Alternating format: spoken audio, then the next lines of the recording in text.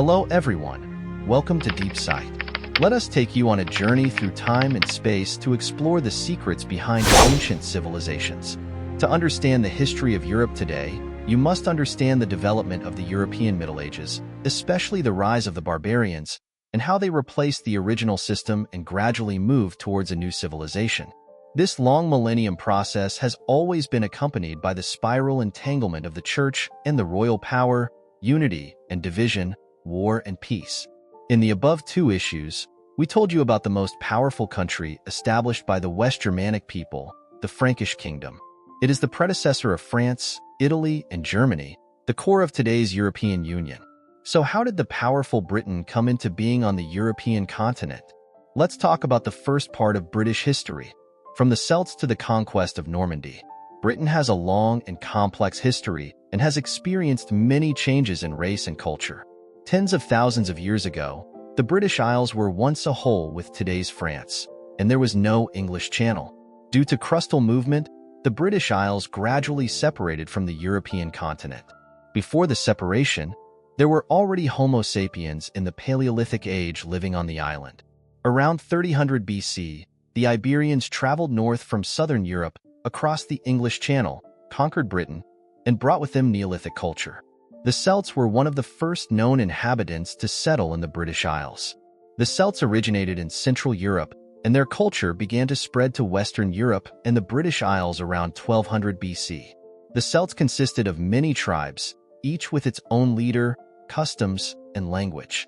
The Celts were the first of the three major barbarians in Europe to enter Western Europe, and they occupied the entire northern region of the Roman Empire. Today's Germany, France, Italy, Spain, and Britain were once the world of the Celts. They began to migrate to Britain in large numbers around 700 BC and gradually established their own society and culture on the island. The Celts were good at iron manufacturing, leaving behind many exquisite crafts and weapons. Their society was based on tribes, and wars and alliances were often fought between tribes. The Celtic religious beliefs were mainly Druidism, and Druids were religious leaders and law enforcers in society.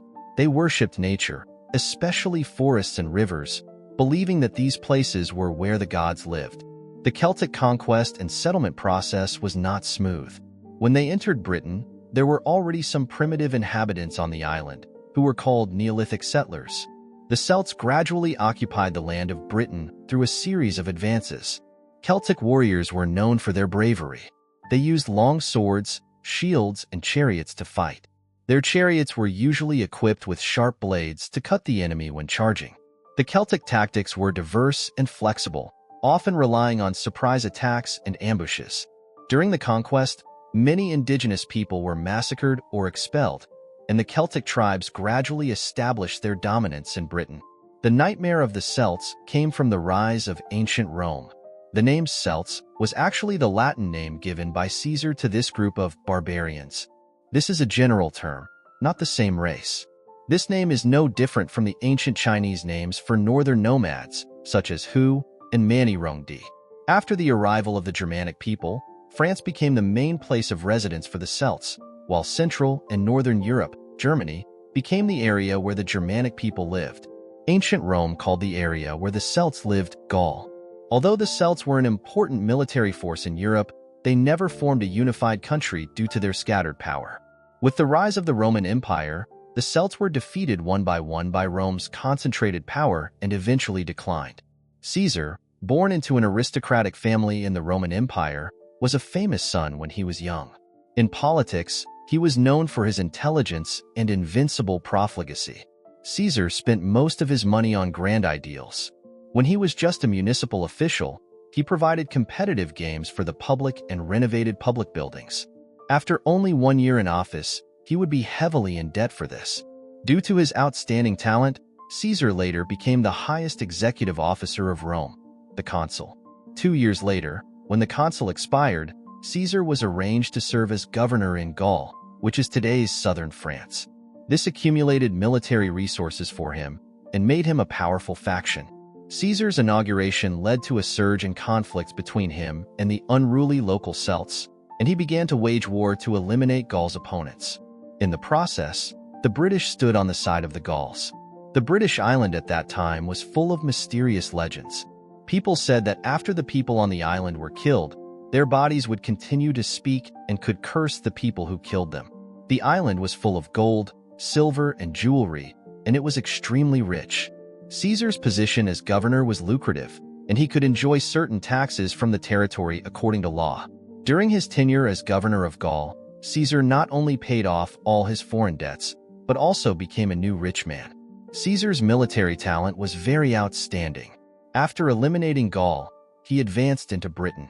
He divided the army into several batches and marched towards Britain one after another. The first batch was led by Caesar himself. When he arrived at the British coast, he saw that the cliffs were full of Britons, so he had to continue driving north. Finally, he found an open beach and landed on the shore. At this time, the Britons attacked and fought with Caesar's troops. In the end, Caesar won and captured the beachhead. The subsequent reinforcements could not arrive due to a severe storm. Caesar gave up the operation without reinforcements. Then Caesar successfully landed on the British Isles and marched inland, defeating the most powerful king in southern Britain. But at this time, a sudden change occurred in his rear, and Gaul revolted. Caesar had to give up this operation and return to reorganize Gaul. From 59 BC to 49 BC, Caesar spent 10 years marching north to conquer Gaul. From then on, Gaul became a province of the Roman Empire. Caesar conquered Gaul and is believed to have massacred millions of Celts, and another million Celts became slaves. Caesar has been busy with internal affairs of Rome since then and has never set foot on British soil again. Before Rome came to Britain, the island had its own native religion, Druidism. This is a natural religion that worships nature as a god. The places for its religious ceremonies are either natural or built using natural objects. The existing Stonehenge in northern Britain is such a product. It is said that this may also come from an earlier alien civilization. The priests of the Druid religion are called Druids. A sect in the wizard profession in the game World of Warcraft is cited from this. They believe that nature has reincarnation cycles. If a person needs to be reincarnated, a living person must be sacrificed, that is, human sacrifice. The spread of this sect, without text, relies entirely on word of mouth from generation to generation by priests, and the priests monopolize religious rites in the local area. Druidism is prevalent among the Celts. It spread all the way from Britain to Gaul. This belief caused a huge conflict with the Romans. In 43 AD, the Roman Empire, which unified the Mediterranean coast, once again swept the northern barbarians all the way to the north and invaded Britain. The Roman invasion was initiated by Emperor Claudius. After landing, the army led by him quickly advanced inland and encountered fierce resistance from the Celtic tribes. Claudius's idea was to completely wipe out Britain, the birthplace of Druidism, in one go. He organized an army of 40,000 people to march towards Britain. The number of soldiers was more than the soldiers in Caesar's 2 wars combined. In 61 AD, the Romans arrived at Anglesey, the center of Druidism, and searched everywhere and savagely massacred Druid priests and believers. Druidism suffered a devastating blow. With the invasion of Roman polytheism and later Christianity, Druidism slowly died out. Under the leadership of Queen Boudica, the Celtic tribes once counterattacked the Romans and destroyed several important towns, including London. However, the Roman legions eventually relied on their military advantages and organizational capabilities to successfully suppress the rebellion and fully control the southern and central regions of Britain. Rome established a nearly 400-year rule here. They also brought advanced technology, urban construction, and roads, and incorporated Britain into the huge imperial system. Although the Romans never completely conquered Scotland, they left a profound impact on southern and central Britain. During Roman rule, British society changed significantly. The Romans built many cities, Bath, Aquisulis, and York, Eboracum. Due to the many mountains in the north and west of Britain, it was difficult for Rome to reach them. Even if they did, it would not have much strategic significance. It was difficult to build roads and grow crops. Therefore, these 2 places became the places where the Celts gathered the most, and they also became their reliance for escaping the Roman massacre. The Celts were warlike and tenacious. They would rather flee everywhere than surrender to the conquerors. The Celts in the north continued to move south and clashed with the Romans. In 122 AD, Hadrian, the then Roman emperor, proposed to build a long wall in the north to resist the attack of the Celts. This was the Hadrian's Wall, which also played a role in preventing the Celts in the north from moving south to form an alliance with the Celts in the south.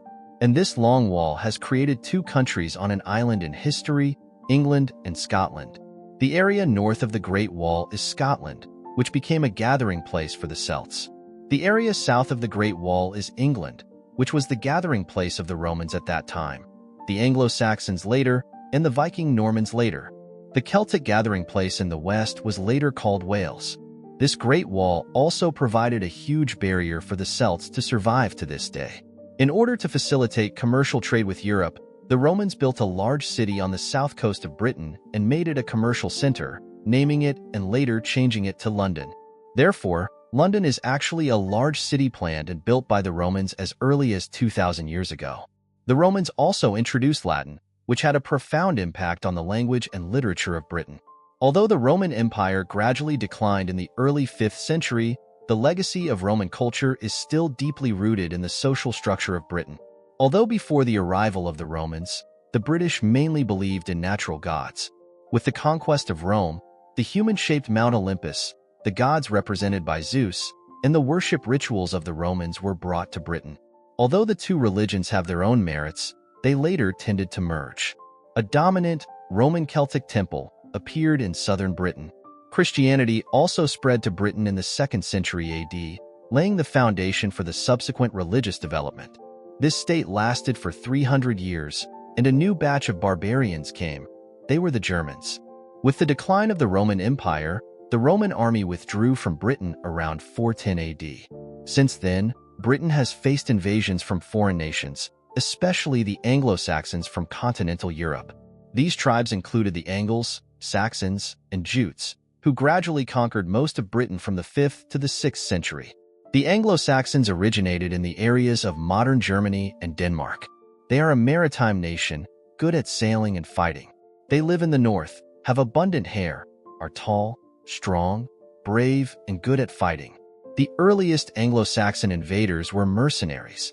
In order to resist the attacks of the Germanic barbarians and Huns in Europe, Rome withdrew most of its garrisons in Britain. Several Roman generals successively proclaimed themselves emperors in Britain and then returned to Europe to compete for the throne. With the withdrawal of Rome, the survivors who remained in the area could only seek help from the tribal army of the Germanic barbarians to fight against the Celts who took advantage of the situation. However, these mercenaries gradually became the new power core in the war with the Celts. They soon discovered that the rich land of Britain was a huge wealth, so they turned to attack their employers and began large-scale invasion and settlement. The Romans inviting wolves into the house eventually ended their rule in Britain. In 409 AD, the few Roman soldiers and officials were completely driven out of Britain by the British, and the Roman rule here was completely ended. Rome's rule in Britain lasted for more than 300 years. During this period, Britain ushered in a considerable civilization development. Rome's trade, city construction, religious dissemination, administrative management system, etc., have greatly connected Britain with European civilization. However, the Romanization of Britain mainly took place in the towns and manors ruled by the lords. Although Britain's system, language, culture, law, and lifestyle have changed, the Celtic natives still maintain their traditions in large numbers and live in the countryside. They refuse to contact Latin culture. Londinium still speaks Celtic and worships Celtic gods. When the Romans left, Britain gradually returned to the early days of civilization. The Anglo-Saxons who stayed in Britain became the new ruling power. Their invasion process was full of cruel wars and massacres. Their warriors were equipped with spears, swords, and shields, and their fighting style was direct and cruel. Many Celts were massacred, and the survivors were expelled to remote areas such as Wales, Scotland, and Cornwall. The Anglo-Saxons gradually established several kingdoms in Britain, such as Northumbria, Mercia, East Anglia, and Wessex. In the next few hundred years, these kingdoms often fought wars for territory and power. One of the most famous battles was the war between Northumbria and Mercia, which lasted for many years with both sides winning and losing. Eventually, the The Kingdom of Wessex gradually rose to become the dominant power in England in the late 9th century. The social structure of the Anglo-Saxons was centered on the countryside, and agriculture was the main economic activity. Their religious beliefs were mainly pagan until Christianity was introduced in the 7th century and gradually became mainstream. Anglo-Saxon culture had significant achievements in literature, art, and law. For example, Beowulf is a representative literary work of this period. The history of the Anglo-Saxons in Britain lasted for hundreds of years. A brand new force came here and completely changed the future destiny of Britain. This was the Viking Age. The Vikings were a branch of the North Germanic people. They mainly came from modern central and southern Norway, all of Denmark, and central and southern Sweden. The Vikings were part of the Scandinavians, and the Scandinavians belonged to the North Germanic branch, so the Vikings also belonged to the category of Germanic people. The Vikings existed as a loose tribal alliance before the concept of country was formed in Northern Europe. They were not a unified country or nation. They were active in various parts of Europe as explorers, merchants, sailors, pirates, etc. in history, and had a profound impact on the historical process of Europe.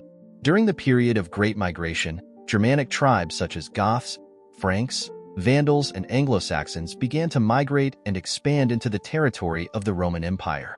These migrations led to the decline and eventual demise of the Western Roman Empire. The Vikings, as Germanic peoples in Scandinavia, lived in the coldest northern region of the Germanic tribes and were not affected by the invasion of the Huns, so their earliest historical records were mainly in the Viking Age, that is, around 790 to 1100 AD. During the period of Great Migration, the Germanic tribes in Scandinavia may have mainly engaged in agriculture, as well as trade and exploration. The beginning of the Viking Age marked the beginning of the Vikings' extensive overseas exploration, trade, and settlement activities, and their voyages and colonization activities had a significant impact on European culture. The so-called later the barbarians appeared, the stronger they were, which is vividly reflected in the Vikings. As pirates, explorers, and merchants, they left a deep mark in history. Their activities were not limited to Northern Europe, but also extended to areas as far as North America. For example, the site of L'Anse aux Meadows in Newfoundland was confirmed as an early Viking settlement.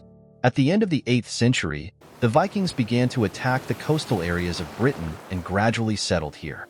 The Viking invasion began with the attack on Lindisfarne Abbey in 793, which was a sudden attack that marked the beginning of the Viking Age. The Vikings quickly launched a series of attacks and looting along the east coast of Britain, targeting monasteries, towns, and farms. They not only looted property, but also captured residents as slaves. Over time, the Vikings began to settle in Britain, especially in the east, where they established the so-called Danelaw. The Danelaw covered the eastern and northern parts of England, where the laws and customs were controlled by the Vikings. The Viking settlement and rule were not entirely peaceful, and they had many fierce conflicts with the local Anglo-Saxons. The Vikings' military tactics were flexible and brutal, and they used longships to move quickly and conduct surprise attacks. Viking warriors were equipped with axes, swords, and shields, and their tactics included ambushes and sieges. Many Anglo-Saxon towns were destroyed in Viking attacks, and their residents were massacred or enslaved. Despite this, the Vikings also had many interactions and integrations with the local population. They brought new agricultural techniques and commercial networks, which promoted the economic development of Britain. The Vikings also introduced new forms of law and social organization, which had a profound impact on British society. In the late 10th and early 11th centuries, the influence of the Kingdom of Denmark on Britain deepened further. Danish King Sweyn Forkbeard and his son Canute the Great successfully conquered England and established the United Kingdom of Denmark and England in 1016.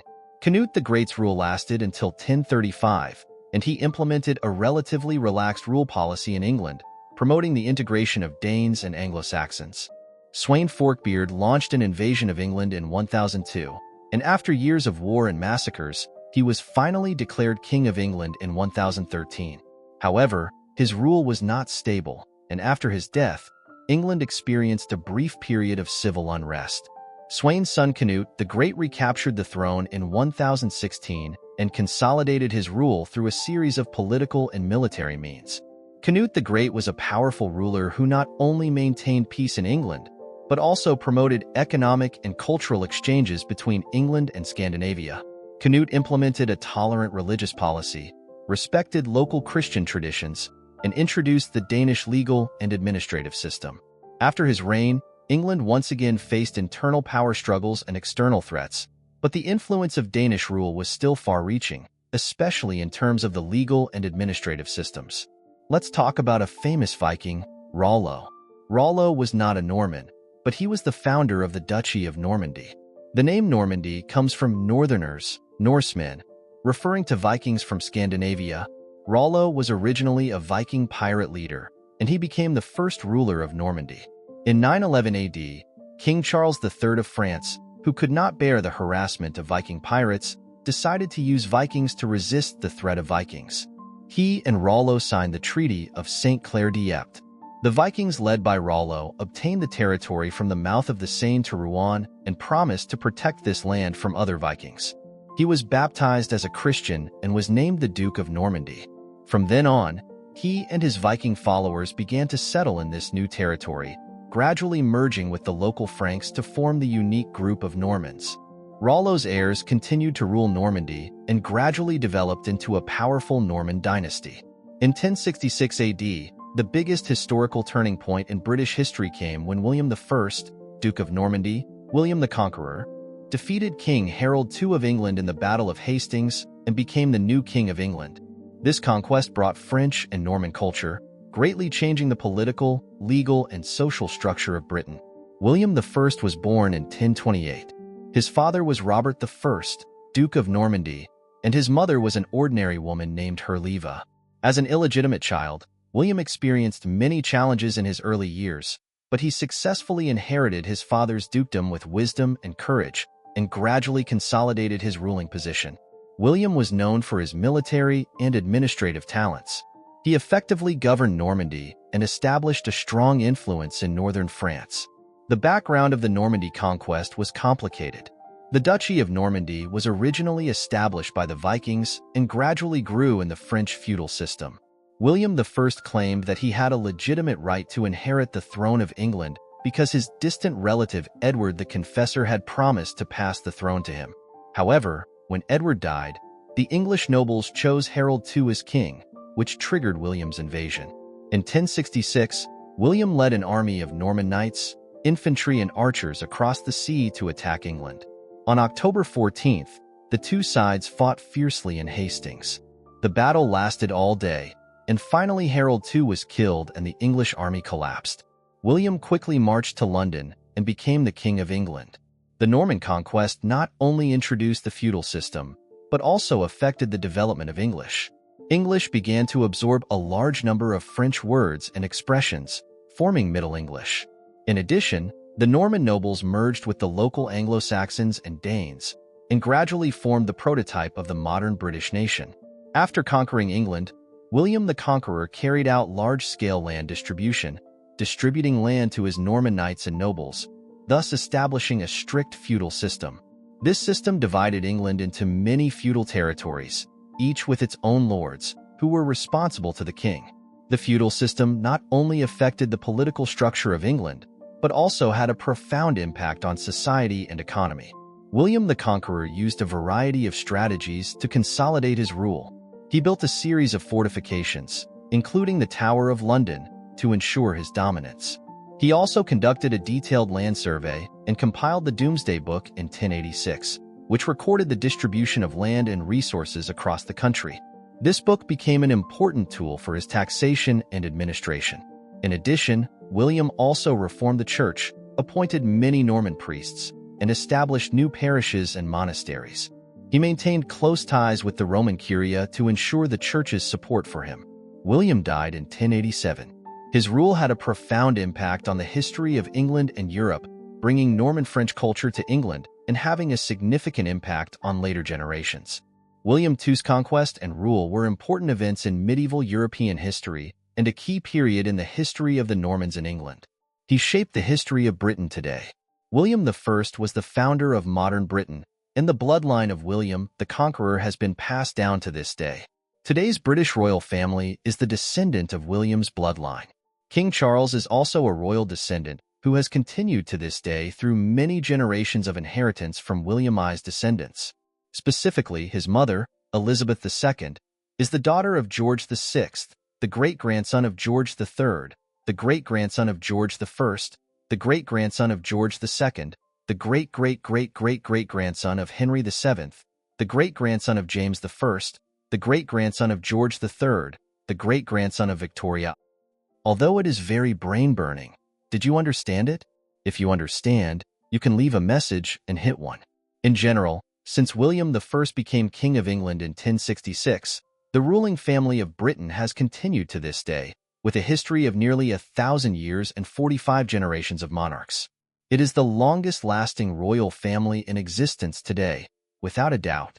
The roots between Britain and France are very deep, and the royal families of the two countries also had blood ties later, which also triggered the subsequent 100 Years' War between Britain and France. In 1204, King Philip II of France annexed the territory of the Duchy of Normandy, and Normandy became part of the Kingdom of France. Great Britain became all the territory of Britain thereafter. What no one expected was that this brand new country founded by barbaric Vikings would become the empire that dominated the world and shaped modern civilization. Next, we will popularize the changes in language and culture brought about by these changes. The language of Britain has undergone many significant changes to become the world's first language today, from Celtic languages to modern English, a process that reflects the integration of multiple cultures and ethnic groups. Before the Roman invasion, Celtic languages were the main languages of Britain. These languages include Brythonic and Gaelic, which belong to the Celtic language family of the Indo-European language family. Brythonic is spoken in southern and central Britain, and Gaelic is spoken in Scotland and Ireland. The influence of Celtic languages can still be seen in modern Welsh, Scottish Gaelic, and Irish. During Roman rule, Latin became the main language of administration and religion. Although Latin did not completely replace the Celtic language, it had a profound impact on the vocabulary and grammar of the local language. Many Latin words were absorbed into the local language, especially in the fields of law, religion, and military. The arrival of the Anglo-Saxons brought with it Old English, a West Germanic language. Old English gradually replaced the Celtic languages and became the dominant language in much of Britain. Old English has a rich vocabulary and complex grammatical structure, and it is the direct predecessor of modern English. Anglo-Saxon literature, such as Beowulf, demonstrates the expressive power and cultural depth of Old English. The Vikings brought with them the Nordic Old Norse language, which had a significant impact on Old English. Many Old Norse words were incorporated into Old English, especially in the fields of law, navigation, and trade. In addition, the grammatical and pronunciation features of the Norse language also had a certain influence on Old English, promoting the simplification and diversification of the language. The Norman Conquest of 1066 had the most profound impact on English. The Norman nobles used Old French as the primary language of administration, law, and literature. This led to an influx of a large number of French words in English, especially in the fields of government, law, art, and fashion. The introduction of French words greatly enriched the expressive power of English and prompted the transition of English to Middle English. During the Middle English period, English began to gradually integrate the characteristics of Anglo-Saxon and Norman French, forming a more complex and flexible language system. Literary works such as the Canterbury Tales show the diversity and richness of Middle English.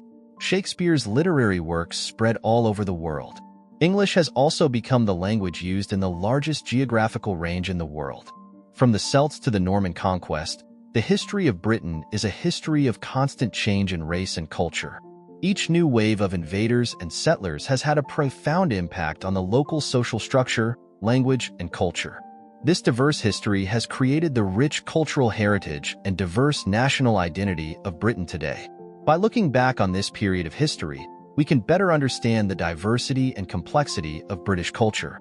Each historical period has laid the foundation for today's Britain, making it a unique and vibrant country. This historical diversity is not only reflected in the changes in race and culture, but also deeply rooted in the development of the British language. From Celtic languages to modern English, every step is the result of cultural exchange and integration. Dear friends, this is the content of our historical exploration in this episode. We will reveal more historical stories for you in the next episode. Thank you for watching and accompanying me. I am your time travel navigator, Stardust. By learning from people, we can understand gains and losses. By learning from history, we can understand the rise and fall of things. Let us understand the distant past and foresee a bright future. See you next time.